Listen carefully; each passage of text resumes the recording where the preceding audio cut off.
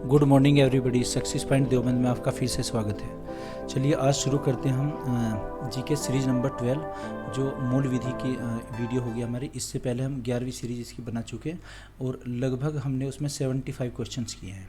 खैर ये हमारे मॉक टेस्ट की सीरीज नंबर 8 भी होगी। शुरू करते हैं।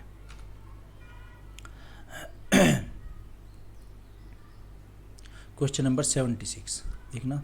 अनुसूचित जनजाति अनुसूचित जाति यानी कि एससी और एसटी के लिए एससी और एसटी के विरुद्ध किए गए अपराधों के दंड की व्यवस्था अधिनियम में की गई। किस अधिनियम में की गई देखना। इनके लिए जो अधिनियम बना हुआ है अनुसूचित जाति के सदस्यों आदि को संरक्षण देने संबंधी विधिक प्रावधान, ये कब 1989 में प्रावधान ये अधिनियमित किया गया था और लागू किया था 1990 में।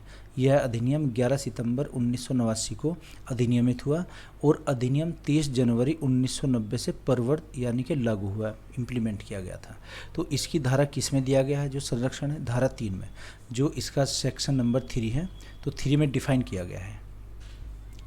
Next question 77। सामाजिक बहिष्कार से अभिप्राय क्या है? सामाजिक बहिष्कार क्या होता है? देखना, जैसे रूढ़िगत सेवा अन्य व्यक्ति को देने के लिए या उसे प्राप्त करने के लिए सामाजिक संबंधों से प्रतिविरत रहने के लिए, या दूसरा ऑप्शन दिया गया है फिर अन्य व्यक्तियों से अलग करने के लिए किसी व्यक्ति को अनुज्ञात करने से इनकार करना, और धारा 2 के अधीन परिभाषित बहिष्कार उपयुक्त सभी, ये सभी हो जाएंगे। यानी कि किसी का हम बॉयकॉट या उसमें किसी व्यवस्था से नहीं निकाल सकते उनको, है ना। ये किसके अंतर्गत पाया जाएगा? ये दोषी हो जाएगा फिर किसमें? अनुसूचित जाति के सदस्यों के संरक्षण संबंधी जो प्रावधान दिए गए हैं। नेक्स्ट क्वेश्चन, पीड़ित से अभिप्रेत यानी कि पीड़ित का मीनिंग क्या होता है? जो विक्टिम होते हैं। विक्टिम की परिभाषा दी गई। देखना, विक्टिम या पीड़ित क्या होते हैं? पीड़ित से तात्पर्य इस अधिनियम के अधीन किसी अपराध के होने के परिणाम स्वरूप शारीरिक, मानसिक, मनोवैज्ञानिक, भावनात्मक या धनीय मॉनेटरी यानी कि जिसमें धनीय हानि की क्षति उठाने वाला है। किसी को अगर हानि हुई है किस प्रकार की, या तो शारीरिक हानि, या मानसिक रूप से मेंटली, या मनोवैज्ञानिक साइकोलॉजी, या भावनात्मक इमोशनली, या फिर मॉनेटरी हानि उसको हुई है, वो क्या पीड़ित कहलाएगा? विक्टिम कहलाएगा। तो विक्टिम किस में? विक्टिम से मतलब क्या हुआ? उपयुक्त सभी से। क्या क्या विकल्प दिए हैं देख लेते हैं एक बार। मानसिक रूप से अनुसूचित जाति की हानि, शारीरिक रूप से अनुसूचित जनजाति की हानि, है ना।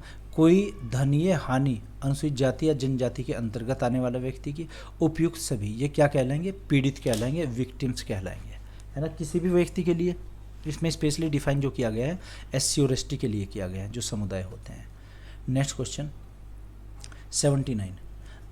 पीड़ित को परिभाषित किया गया है, ये जो अधिनियम बना था उसमें किस धारा के अंतर्गत?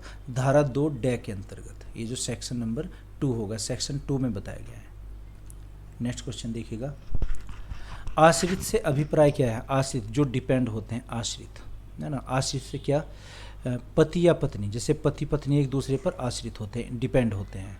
बालक, माता पिता, भाई बहन आश्रित हैं, माता पिता पर इंटर कनेक्शन है इनमें। बालक किस पर? माता पिता पर होते हैं। भाई बहन किस पर? माता पिता पर होते हैं। तो ये भी नंबर 3 दिया गया है इसमें सी। जो पीड़ित पर अपनी सहायता या भरण पोषण के लिए पूर्णतः आश्रित है ना। ऐसा विक्टिम है, उसके भरण पोषण या सहायता के लिए वो जिस पर आश्रित होगा वो भी आश्रित।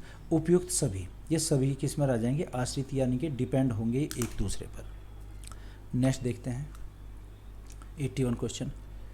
विशेष न्यायालय से अभिप्रेत क्या है? जो विशेष न्यायालय होते हैं, स्पेशल जो कोर्ट बनाई जाएंगी, उनसे क्या मीनिंग होता है, क्या अभिप्रेत होता है, क्या आशय होता है इसका? तो क्या होते हैं? सेशन न्यायालय। सेशन न्यायालय एक विशेष कोर्ट होती है, उसमें बना सकते हैं, अलग डिजाइन कर सकते हैं। देखना, केस 2 प्रकार के होते हैं। एक तो दीवानी केस होते हैं, दीवानी, और एक होते हैं फौजदारी केस। फौजदारी की जो सुनवाई करते हैं जो जजेज होते हैं, न्यायाधीश, वो सेशन जज होते हैं, है ना। यानी कि सेशन या सत्र न्यायाधीश, इसको क्या कहेंगे? सत्र न्यायाधीश। और जो दीवानी केस की पैरवी करते हैं या फिर उनकी सुनवाई करते हैं, उनको सिविल जज कहा जाता है, दीवानी जज कहा जाता है। फौजदारी मुकदमे की सुनवाई करने के लिए कौन होंगे? सत्र न्यायाधीश, और सत्र न्यायाधीश का सेशन कोर्ट कहलाएगा।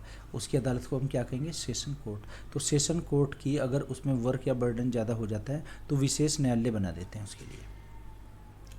Next question 82। लोक सेवक परिभाषित है। लोक सेवक जो सरकारी पदाधिकारी हैं ये इस धारा में किसमें, धारा 2 के तहत ये परिभाषित किए गए हैं। लोक सेवक कौन कौन से होते हैं। 83 इस अधिनियम को पारित करने का उद्देश्य था। क्या उद्देश्य था। ये जो अधिनियम अनुसूचित जनजाति और जाति के लिए बना है।